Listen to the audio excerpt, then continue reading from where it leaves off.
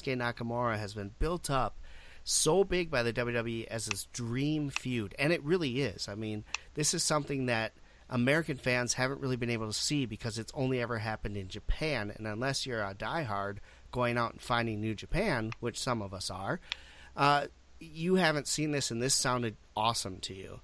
And the hype was real, and it was great, and then WrestleMania happened, and you were kind of like, okay, that wasn't awesome. But then Shinsuke turned heel, and I love the heel turn. I think it's great using the nut job and everything else that they're doing. I think it's awesome. Shinsuke's mannerisms and his facial expressions are fantastic. And then we get into the Greatest Royal Rumble, and their match was, again, I thought it was going really well, and then just kind of abruptly ends with the double countout. And now we come to Backlash, and the match starts off slow, but starts to really get going and is entertaining and good. And then out of nowhere, we get the double nut job, and both men are counted to 10 in a no DQ match. I don't understand the booking on this. It's almost like Vince is sitting there going, ha, they want this match. I'm going to fuck them, and it's like, yeah. Why do this? And I had no problem that, they hyped this up for WrestleMania. I didn't find it that big of a disappointment because I told everybody that, I was at WrestleMania. I discussed the people around me.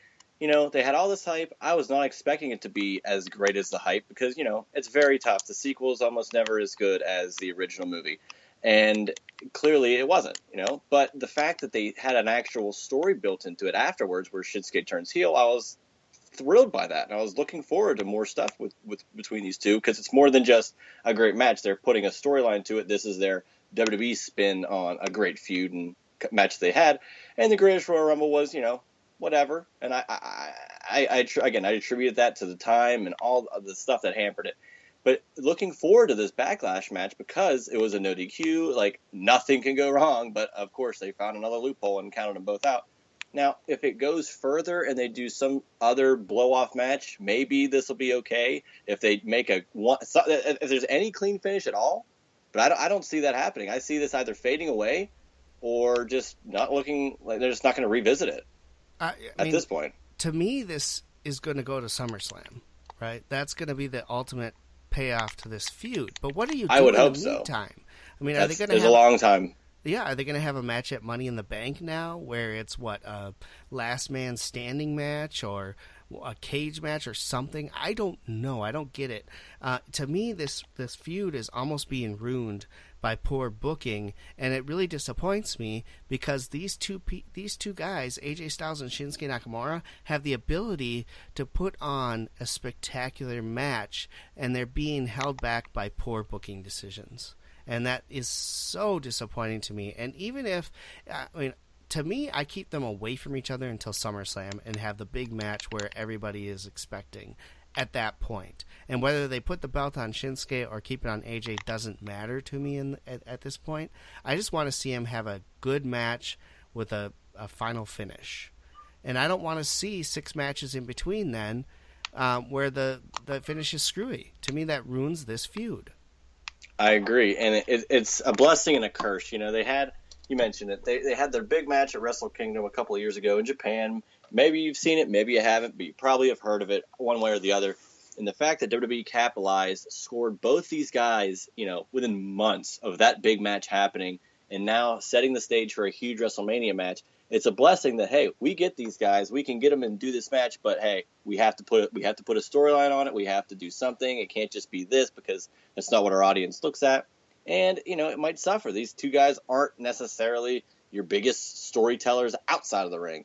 And it's just, I'm not saying that they're bad at it, but it's just not their forte. And I don't know, it just hurts. It's great that they get to this bigger audience, but, the booking fails them. It does, and it's disappointing to me because AJ Styles, no secret, is my favorite wrestler currently active right now and has been since 2002. So to see that happen just saddens me.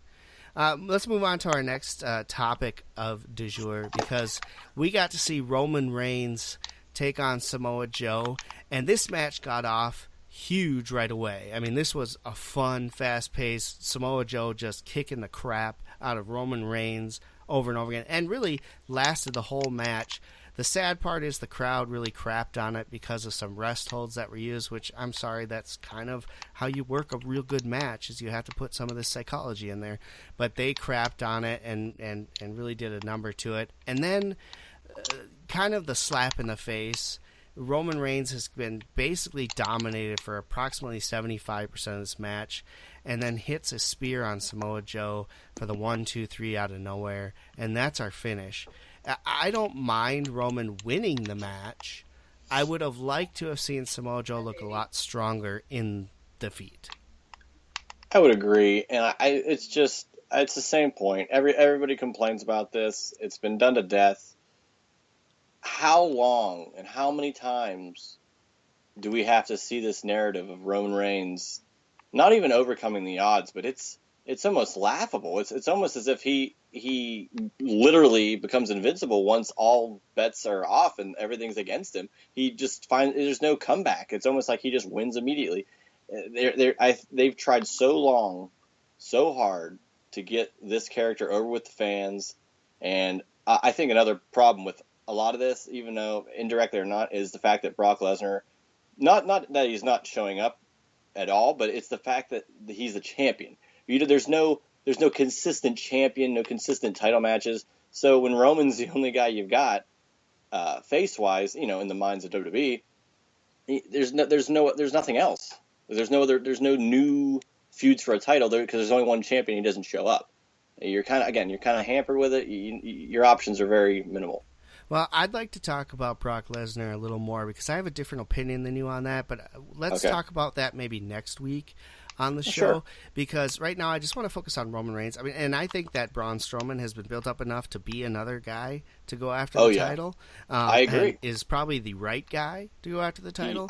I agree with that 100%. However, here's my thing on Roman Reigns. I like him personally. I do too. I think he's a great wrestler. Yeah. He's been put in a really crappy position.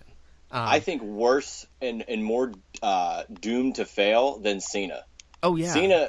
Cena, I mean, at least whenever it started being like, oh, boy, I don't know if the fans really like him or not, they kind of embraced that. And now it's his gimmick. He sings, John Cena sucks. He embraces it. He doesn't have to turn heel to embrace it. He just has fun with it. I agree. But I think Roman Reigns' best option would be to turn heel, to embrace I do too. the booze and become a heel. And I think if he won the title as a heel, people would accept that more than if they're going to hand him the title as a face that nobody wants to see. Okay? But my problem with how they're doing this, they should have let him walk out of WrestleMania as the Universal Champion. People would have hated it.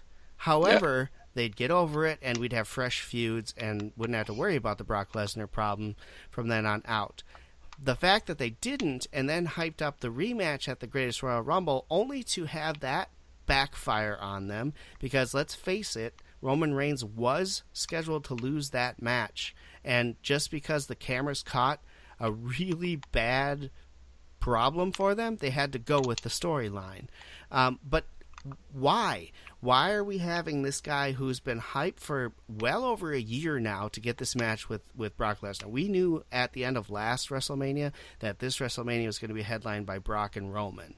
We knew going into it that was the way they were going. They tried to swerve us a few times with the Samoa Joe Brock thing and the Braun Strowman Brock thing, but ultimately it always was Brock versus Roman, and this was going to be Roman's crowning moment as champion because that's what Vince wanted. And then Vince decided not to leave the crowd angry at the end of WrestleMania and had Brock win. Okay, fine, but then put the title on him in the Greatest Royal Rumble and get it over with. Now, fans are so pissed off, they don't want to see another Brock-Roman match because, let's face it, Roman hasn't been able to beat Brock Lesnar. When has he beat Brock Lesnar? He has not. Exactly. And so why do we have to give him why do we have to give him so many opportunities to go after him? Give someone else a shot. Let Roman come back at, say, Survivor Series and get his shot, or whatever you want to do. I know they don't want to pay Brock Lesnar his $1 million a night thing, but besides the point, get it off him, or let Roman win it later down the road, because right now he is just sour apple right now. He's something nobody wants to touch. And it's really too bad for Roman, because he works his ass off and he does a good job. It's just that he's been given the short end of the stick. And even if he goes out there and defeats a Samoa Joe, who I think is a legitimate threat to the title, it doesn't help him, because now people are pissed that he beat Samoa Joe. Exactly. There's no win here. Once after all the attempts to give him a title or give him the spot have gone to the wayside, it's like, how many times do you have to do it before no one's going to want it anymore? And now, again, you're having that with Samoa Joe being a real threat. And it hurts people like Braun Strowman, who, again, you said is a very legitimate threat, as well as Samoa Joe. And I would like, why a Braun Roman feud for the title is so simple, and it's right there, and it would be great. Or Braun and Samoa Joe, there's so much stuff that they could do. And you know, Braun and Roman had a amazing series of matches against each other, and that feud that introduced us to "I'm not finished with you yet," and that whole thing. That was awesome. That was the last time everyone was excited to see Roman Reigns, because they knew Braun was going to come out and beat the crap out of him. You know, exactly. He's perfect money. Fodder for Roman Reigns. It's a great fit. Yeah. So, I don't know. It's just disappointing that they haven't either, one, pulled the trigger and got it over with and moved on to this, or the fact that they're just burying Roman Reigns right now. And the best thing for him to do is to get out of the title picture for a good 3, 4, 5 months, and then be reintroduced to it. But if they're going to put the title on him at SummerSlam, I think people are going to just crap all over it. You know? And it's too bad. All right, let's quickly run through Raw and SmackDown, because we started the build towards the Money in the Bank ladder pay-per-view, which is one of my favorite pay-per-views. And there's a couple things on this that I do need to go over here, but quickly, what we didn't want to see going into Monday was for Roman to come out and say he beat Samoa Joe, he deserves another shot. Thankfully, we did not get that. Instead, he was put into a Money in the Bank qualifying match, which I think was good. So quickly, I'm going to run down the results of Monday Night Raw. Braun Strowman defeated Kevin Owens to qualify for the Money in the Bank ladder match. Baron Corbin and the Revival defeated Noe, Jose, and Titus Worldwide. Ember Moon defeats Sasha Banks and Ruby Riott to qualify for the Women's Money in the Bank ladder match. Bobby Lashley had a sit-down that was god-awful with Renee Young. Jinder Mahal defeated Chad Gable after losing to him the week before. Dolph Ziggler and Drew McIntyre defeated Heath Slater and Rhino. So, yes, we did see 2 members of three-man band crush each other. That was fun. Bobby Roode defeated Elias. Seth Rollins retained the IC title and gave Mojo Rawley the best match of his career. Woken, Matt Hardy, and Bray Wyatt retained the Raw Tag Championships by defeating Curtis Axel and Bo Dallas. And in the main event, the Money in the Bank qualifier, Finn Balor defeats Roman Reigns and Sami Zayn to qualify for the ladder match, after Jinder Mahal costs Roman the chance. What are they doing here? Let's see. Jinder last year was no one. We made him a heel. People didn't like him for real. Let's put him with Roman. Maybe we'll get people to cheer Roman. And that's what I think they're doing. That is exactly what they're doing, and it's backfired already.